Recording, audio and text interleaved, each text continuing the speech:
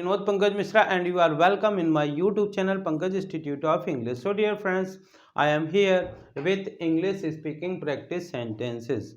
Dear friends, if you want to learn English, if you want to write English, if you want to read English, then these sentences are very useful for you. तो dear friends, यदि आप भी इसी प्रकार के ये common sentences को, daily use sentences को इंग्लिश में सीखना चाहते हैं कि इनको इंग्लिश में कैसे बोलें या कैसे लिखें, और आपने यदि अभी तक हमारे चैनल को सब्सक्राइब नहीं किया तो प्लीज़ इसे सब्सक्राइब करिए, बेल आइकन को प्रेस करिए ताकि इस प्रकार के वीडियो आप तक पहुंच सकें तथा इन्हें ज़्यादा से ज़्यादा लाइक और शेयर करिए। आज जिन सेंटेंसेस की हम इंग्लिश बता रहे हैं वो इस प्रकार से हैं। कौन कौन थे वहाँ? बेहतर यही था कि, तुम्हारी मुझसे पूछने की हिम्मत कैसे हुई, क्या तुम मुझे कभी कुछ देते हो, तुम्हें अपना हुनर दिखाने की ज़रूरत है, पहले यह पक्का कर लो, मुझ पर क्यों थोप रहे हो, भूल जाना आसान नहीं है, विश्वास करना कठिन है, अपने तक ही रखना, अनदेखा करने की कोशिश, चलो पानी पूरी खाते हैं, यह अच्छा बहाना है, लेकिन वह कमाल का था। तो डियर फ्रेंड, इसी प्रकार के सेंटेंस हम यूज करते हैं। देखते हैं कि इनको इंग्लिश में कैसे बोलते हैं। जैसे मान लीजिए आप आजकल जो शादियों का माहौल चल रहा है, तो मान लीजिए आपने पूछना चाहते हैं कि आप वहाँ शादी में गए थे, कौन कौन थे वहाँ। तो कौन कौन थे वहाँ, इसको इंग्लिश में बोलेंगे who all were there, who all were there, वहां पर कौन कौन थे। नेक्स्ट सेंटेंस लिखा हुआ है बेहतर यही था कि। कई बार कुछ जब टाइम हो जाता है तब हम सोचते हैं, हमको पता चलता है कि बेहतर यही था कि मैं न गया होता, बेहतर यही था कि मैंने उससे बहस नहीं की होती। तो बेहतर यही था, इसको बोलते हैं it was better that, it was better that, बेहतर यही था कि। डियर फ्रेंड्स, जब कभी भी हिम्मत या ताकत की बात आती है तो कई बार इस प्रकार से हम पूछते हैं कि तुमने मुझसे ऐसी चीज़ पूछने की हिम्मत कैसे की, या तुमने मुझे छूने की हिम्मत कैसे की। तो इसके लिए डेयर का यूज करते हैं। तुम्हारी मुझसे पूछने की हिम्मत कैसे हुई, how dare you to ask me, how dare you to ask me, तुम्हारी मुझसे पूछने की हिम्मत कैसे हुई। डियर फ्रेंड, नेक्स्ट सेंटेंस लिखा है क्या तुम मुझे कभी कुछ देते हो। कभी कभार इस प्रकार से आदमी गुस्सा होता है जब किसी को कोई चीज़ नहीं देता है और अधिकार जताता है, तो हम बोलते हैं क्या तुम मुझे ऐसे क्यों डांट रहे हो, क्या तुम मुझे कभी कुछ देते हो। तो इसको इंग्लिश में बोलते हैं do you ever give me anything, do you ever give me anything. इस प्रकार से क्या तुम मुझे कभी कुछ देते हो। Dear friends, this is the age of talent. आपके पास जितना अधिक टैलेंट होगा आप उतने ही अधिक फेमस होंगे, आप उतने अधिक रिच होंगे, आप उतने अधिक पॉपुलर होंगे। तो डियर फ्रेंड्स, यदि हम कहना चाहते हैं कि यदि आपके पास कोई हुनर है, आपके पास कोई टैलेंट है, तो उसे दिखाइए, यानी तुम्हें अपना हुनर दिखाने की ज़रूरत है। तो इसको इंग्लिश में बोलेंगे you need to show your talent, show your talent, आपको अपना टैलेंट दिखाने की ज़रूरत है, हुनर दिखाने की ज़रूरत है। You need to show your talent.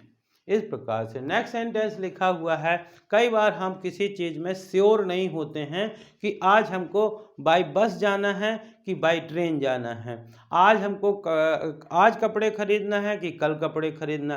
तो जब कभी भी इस प्रकार से कोई भी व्यक्ति पक्का नहीं होता है तो हम बोलते हैं पहले यह पक्का कर लो, पहले यह पक्का कर लो। तो इसको बोलेंगे फर्स्टली इंश्योर इट, इंश्योर का मतलब होता है निश्चित करना, पक्का करना, सुनिश्चित करना। इस प्रकार से हम कुछ भी कह सकते हैं।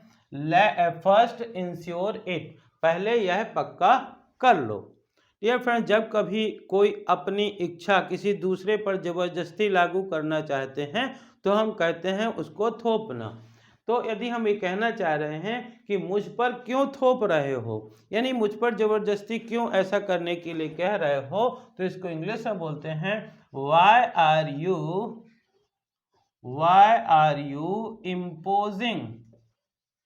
imposing on me? Why are you imposing on me?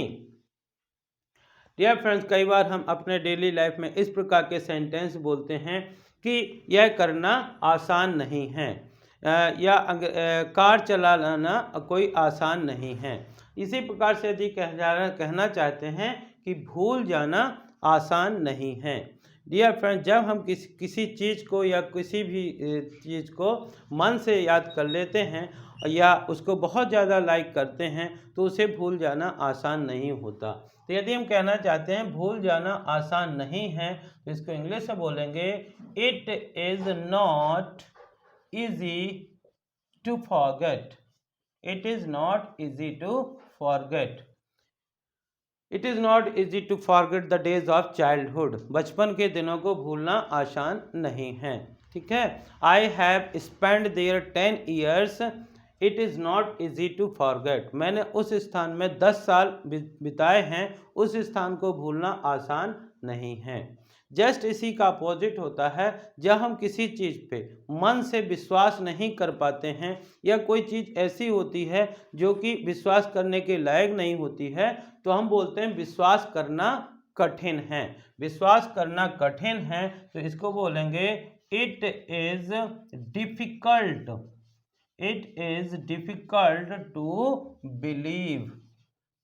It is difficult to believe. विश्वास करना कठिन है।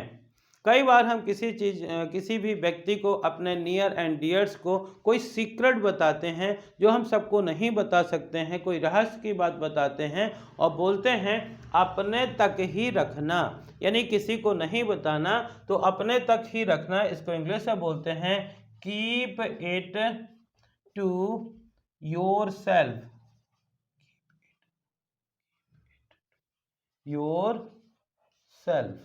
Keep it to yourself. Dear friends, कभी कभार ऐसा होता है कि कई चीज़ों को हम देख कर भी अनदेखा करते हैं। तो यदि हम कहना चाहते हैं कि अनदेखा करने की कोशिश, तो अनदेखा करने की कोशिश इसको इंग्लिश में बोलते हैं try to ignore. Try to ignore यानी कि अनदेखा करने की कोशिश करना। He was trying to ignore me because he has taken my money. वह मुझे देखकर अनदेखा करने की कोशिश कर रहा था क्योंकि उसने मुझसे पैसे लिए हुए थे। इस प्रकार से डियर फ्रेंड्स, माउथ वाटरिंग पानी पूरी। जब कभी भी हम एक अपने मुंह का टेस्ट बदलना चाहते हैं या कुछ खाना चाहते हैं तो बोलते हैं चलो पानी पूरी खाते हैं। तो पानी पूरी जो होता है मोस्टली सभी को पसंद होता है। तो यदि हम कहना चाहते हैं कि चलो पानी पूरी खाते हैं तो इसको इंग्लिश में बोलेंगे let's eat water ball. Water ball का मतलब होता है पानी पूरी। Let's eat water balls. Dear friends, यदि हमको कोई भी काम नहीं करना होता है तो जनरली हम कुछ ना कुछ बहाना बना देते हैं। तो यदि आप बार बार किसी चीज़ के लिए बहाना बनाते हैं तो जनरली लोग कहते हैं यह अच्छा बहाना है, आपका यह अच्छा बहाना है। तो इसको बोलेंगे this is good excuse. This is good excuse, ये तो अच्छा बहाना है। डियर फ्रेंड्स, जब किसी भी व्यक्ति हमारे साथ कुछ समय तक होता है और चला जाता है तो हो सकता है कि उसमें कुछ बुराइयां हो तो हम बुराइयां की बात करते हैं, लेकिन हम अंत में ये कहते हैं कि लेकिन वह कमाल का था। यदि उसमें कुछ भी क्वालिटी ऐसी है तो हम बोलते हैं कि लेकिन वह कमाल का था। But he was awesome. He was awesome, वह बहुत ही कमाल का था। तो डियर फ्रेंड्स, आप देख रहे होंगे कि these sentences are very easy sentences, very interesting sentence, very useful sentence, very common sentence. Which we use. इसी प्रकार के सेंटेंस हम यूज करते हैं। तो डियर फ्रेंड्स, आप भी इसी प्रकार के कन्वर्सेशन को इंग्लिश में करना चाहते हैं तो इसके लिए इन सेंटेंसेस को बार बार पढ़िए या बार बार सुनिए या बार बार लिखिए, जिससे आप भी आसानी से प्रैक्टिस करके इन सेंटेंसेस को इंग्लिश में बोल सकते हैं। एक बार शुरू से लेकर लास्ट तक देखते हैं। कौन कौन थे वहाँ? Who all were there, who all were there. बेहतर यही था कि, it was better that, it was better that.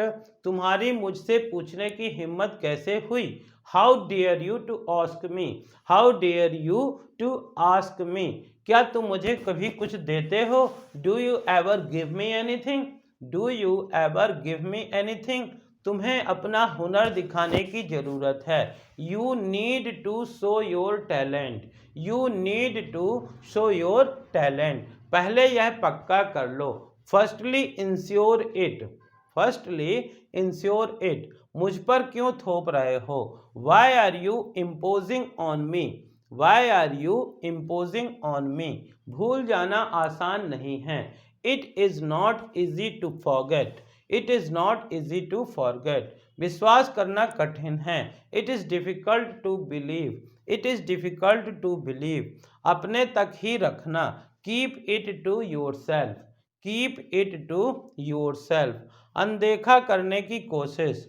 Try to ignore, try to ignore. चलो पानी पूरी खाते हैं। Let's eat water balls, let's eat water balls. यह अच्छा बहाना है।